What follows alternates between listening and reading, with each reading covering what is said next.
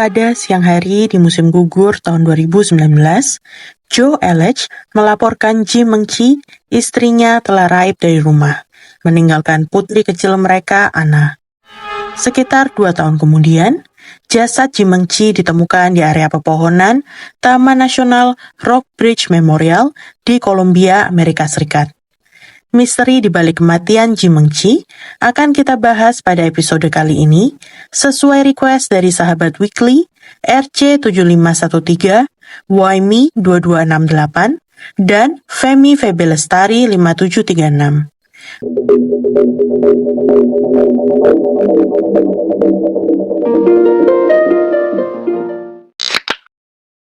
Mari sama-sama kita simak kisahnya berikut ini.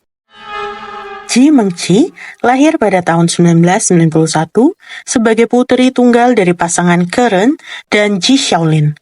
Mengqi merupakan gadis yang sangat brilian.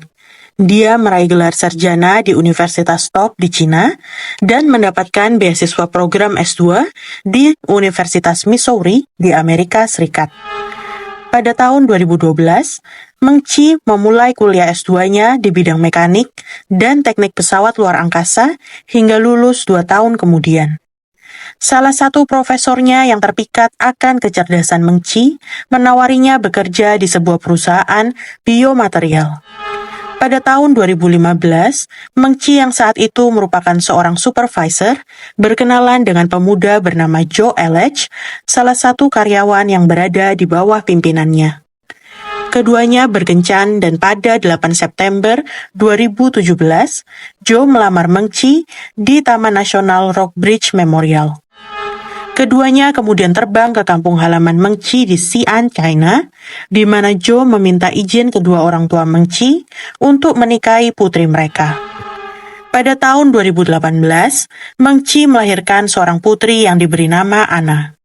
Mengqi sangat menikmati perannya sebagai seorang ibu. Dia bahkan rela mundur dari pekerjaannya demi membesarkan Anna. Sayangnya bagi Joe, kelahiran putrinya tersebut justru membuat Joe berubah menjadi sosok yang emosional dan agresif. Perubahan dalam diri Joe sebenarnya mulai terlihat sejak keduanya resmi menikah. Sebagian besar penyebabnya adalah perbedaan budaya di antara keduanya. Joe yang berasal dari budaya barat memiliki pola pikir dan gaya hidup yang sangat berbeda dari istrinya yang kental akan tradisi timur. Perbedaan tersebut membuat keduanya sering bergesekan dan sering bertengkar. Komunikasi menjadi semakin sulit. Puncaknya saat Mengqi mengandung. Sudah menjadi kebiasaan di Cina, selama masa kehamilan, sang istri akan didampingi oleh kedua orang tuanya selama 100 hari. Karena itu, kedua orang tua Mengqi rela terbang jauh ke Amerika untuk mendampingi Mengqi selama masa kehamilan pertamanya. Kehadiran kedua orang tua Mengqi yang bertujuan membantu pasangan tersebut mendapat respon negatif dari Joe. Dia mengeluhkan kehadiran kedua mertuanya yang dianggap telah mengambil alih posisinya sebagai kepala keluarga. Kendala perbedaan bahasa di antara mereka membuat ketegangan di rumah meningkat. Joe jadi sering marah dan bertengkar dengan Mengqi. Tidak hanya itu, Joe mulai sering memaki Mengqi dan kedua mertuanya. Situasi ini membuat Mengqi terpaksa memanggil ibunda Joe, Jan Geringer, untuk membantu menenangkan putranya. Usaha mereka gagal dan kemarahan Joe tidak kunjung mereda. Hingga akhirnya, kedua orang tua Mengqi memutuskan untuk mengalah dan kembali ke Cina lebih awal. Tidak lama kemudian, Anna putri mereka lahir. Mengqi berharap dengan kehadiran Anna, Joe bisa kembali menjadi sosok ayah yang sabar dan penyayang. Namun ketegangan di antara mereka sudah cukup berlarut, dan hubungan pernikahan mereka retak.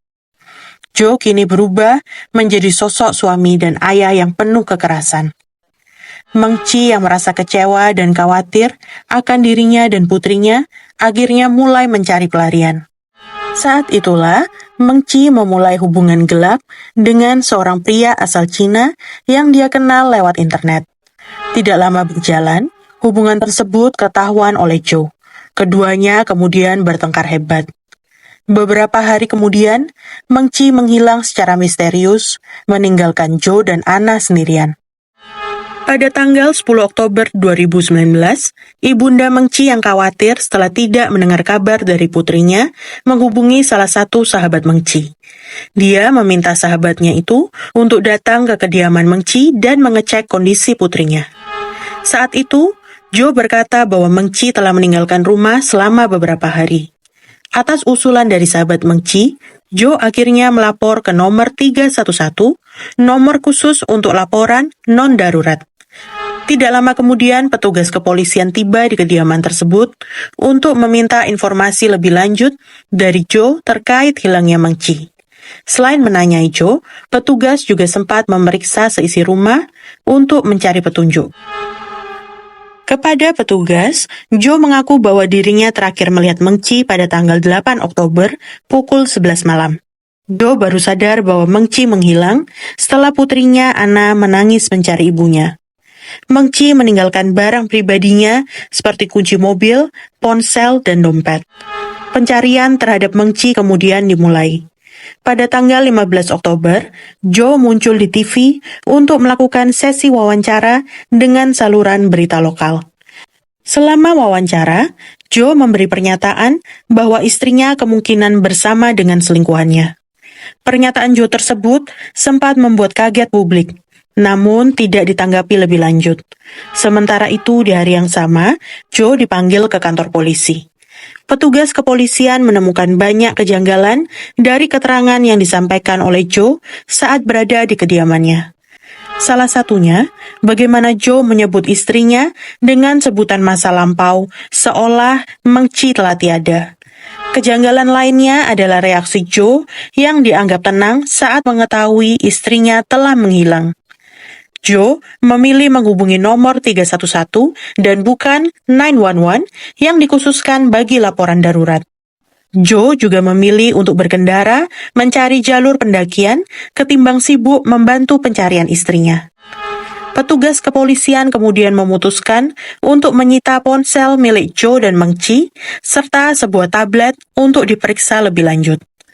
Di dalamnya, terdapat rekaman perbincangan yang berdurasi hampir 10 jam.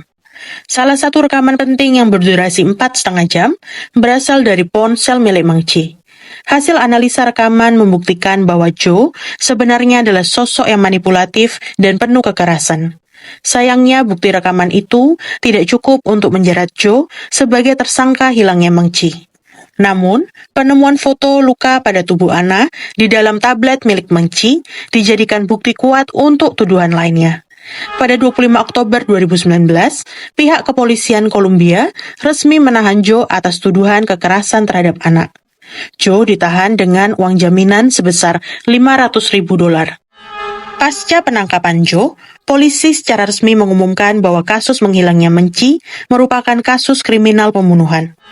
Polisi memulai penyelidikan besar-besaran yang diawali dengan melacak keberadaan Joe melalui jejak ponsel pada hari kejadian. Hasilnya membuktikan bahwa Joe berada di wilayah Sungai Lamin, sekitar 40 menit dari kediaman pasangan tersebut. Fakta tersebut tidak pernah diceritakan oleh Joe selama proses interogasi. Dari penemuan itu, polisi memfokuskan pencarian mereka di sekitar area Sungai Lamin yang diyakini menjadi tempat keberadaan Meng Chi. Proses pencarian terhadap jasad Meng Chi yang melibatkan ratusan petugas kepolisian, anjing pelacak, dan bahkan FBI tidak juga membuahkan hasil. Pada bulan Februari 2020, kedua orang tua Meng Chi hadir dalam sebuah upacara peringatan hilangnya Meng Chi di Sungai Lamin. Di bulan yang sama, Jaksa Wilayah Boone County yang diwakili oleh Jaksa Dan Knight memutuskan untuk mendakwa Joe dengan tuduhan pembunuhan tingkat 1. Keputusannya tersebut didasarkan pada hasil rekaman dari ponsel Meng Chi dan Joe. 17 bulan sejak pencarian dimulai, seorang pendaki sedang menelusuri jalan di area berhutan Taman Nasional Rock Bridge Memorial. Pendaki itu melihat suatu benda yang menyilaukan di antara rontokan dedaunan pohon di musim gugur. Setelah didekati, ternyata itu adalah sisa jasad manusia. Pendaki tersebut segera melaporkan penemuannya ke pihak berwajib. Pada akhirnya, jasad Meng Chi yang telah hampir 2 tahun menghilang ditemukan. Hasil pemeriksaan forensik menunjukkan bahwa Meng Chi mengalami patah pada beberapa tulang rusuknya yang disebabkan oleh aksi kekerasan. Mereka juga melakukan analisa DNA pada sepatu boot berlumpur milik Joe yang sempat disita petugas saat pertama tiba di kediaman Joe. Hasil analisanya identik dengan DNA pepohonan yang berada di area jasad Meng Chi ditemukan. Hal ini membuktikan bahwa Joe memang berada di situ saat kejadian. Joe akhirnya tidak dapat lagi mengelak.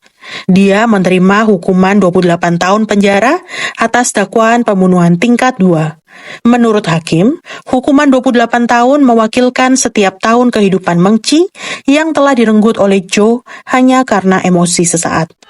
Kedua orang tua Meng Chi mengapresiasi keputusan tersebut dan menganggapnya sebagai keputusan adil.